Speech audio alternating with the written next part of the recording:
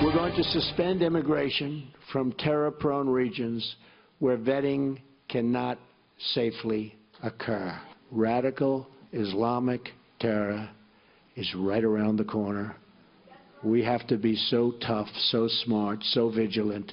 We can't allow that to happen. We have enough problems. All vetting of people coming into our country will be considered extreme vetting. We will be very careful. Now, that was President-elect Donald Trump promising extreme vetting to keep you, the American people, safe. Now, there's good reason to worry. Now, police in Germany, they staged anti-terror raids in 60 cities targeting an ultra-conservative Islamic missionary group, which is accused of trying to recruit for ISIS. Now, Germany may also have another problem on their hands. From January to June of this year, over 370,000 asylum seekers were registered in that country. U.S. officials have been warning that ISIS will try and infiltrate the refugee population here. Joining us with reaction, the leader of the Brexit movement, and also, as you see him here, he met with President-elect Donald Trump over the weekend, Nigel Farage, and the author of Defeating Jihad, Dr. Sebastian Gorka, who I would argue is a good candidate for a Trump administration. Nigel, I want to talk about this through this prism, the Islamization of Europe and what happened in Germany, because we have James Comey, we have Michael Steinbeck, the Assistant FBI Director, our CIA Director Brennan, our House Homeland Security Committee Chair McCall, and then the former Special Envoy to defeat ISIS, all have said that ISIS will infiltrate the refugee population. How dangerous has it been for Europe, and what can we learn from you? Well, it's been disastrous, and of course Angela Merkel took the very opposite policy position to the one that President-elect Trump is taking. She said, if you remember last year, please all come, we can take as many people as you can send. And what have we seen? Not just a rise of radical groups, the likes of which the German police are trying their best to hunt down today, but also we saw those scenes, remember, on New Year's Eve at Cologne train station. The mass, open, sexual violation of women going on in a Western German city. Now, I'm not saying that because I want to demonize anybody, but I am saying this. What's happened from many of these Middle Eastern countries is the spread of ISIS. I feel that we ourselves may be partly responsible for causing it by toppling Saddam, by getting rid of Gaddafi, but whatever, the fact is it's there. And remember that in these countries, women are at very best second-class citizens. So at best, we're bringing in a problem, a cultural problem, that is going to be very difficult to assimilate and maintain our values. And at worst, we're bringing in people who actually want to kill us. And that's what our top intelligence and security officials have been warning. Dr. Gorka, good to see you again, and it'd be great to see you in the Trump administration. Thank you. But look, Donald Trump supports safe zones, victims of a civil war, food, medicine, clothing, supplies, safety, baby formula, whatever's needed, cots.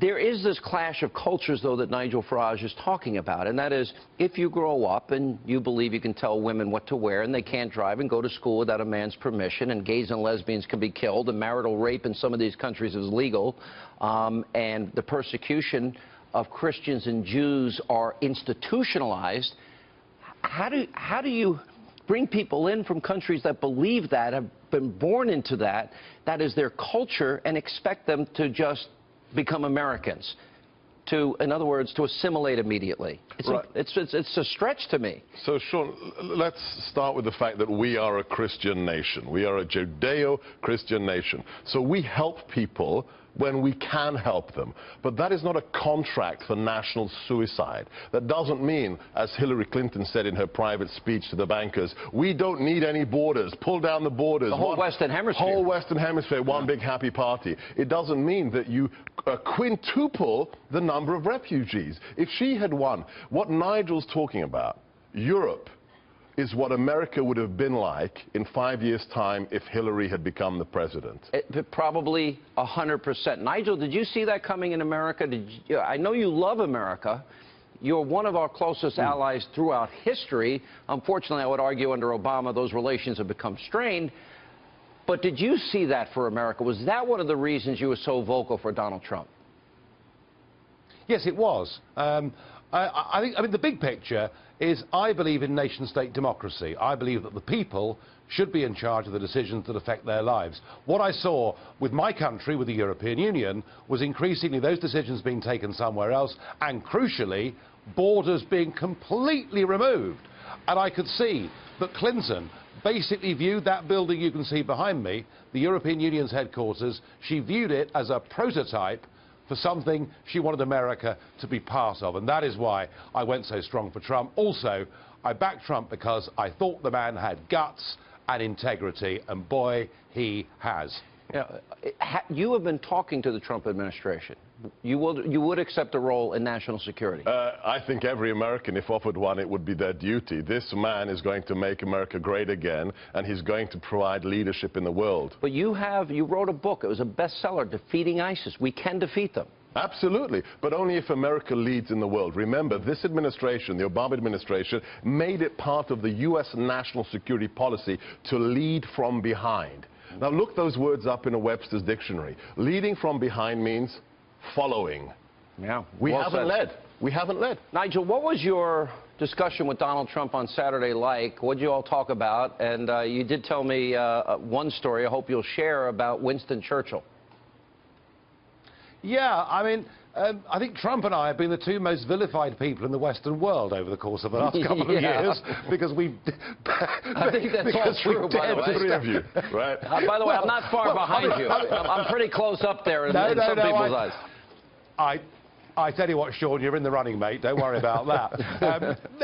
No, I mean, this is the extraordinary thing, is that the liberal elite, the establishment, those that have had it all their own way for the last couple of decades, brand us as being extremists, brand us as being racist. All we're saying is we believe in democracy. And I think after Brexit and now Trump winning, and I was talking to him on Saturday, I now hope it's going to spread like an infectious disease across the whole of the Western world. I found the president-elect to be reflective, thoughtful, full of great ideas, and I tell you what, and I was very honoured to be given that time with him, but I really, genuinely believe he's got the makings of being a great president. Guys, good to see you both. I hope things work out. I'd love to see you get that position. Thank you, Sean.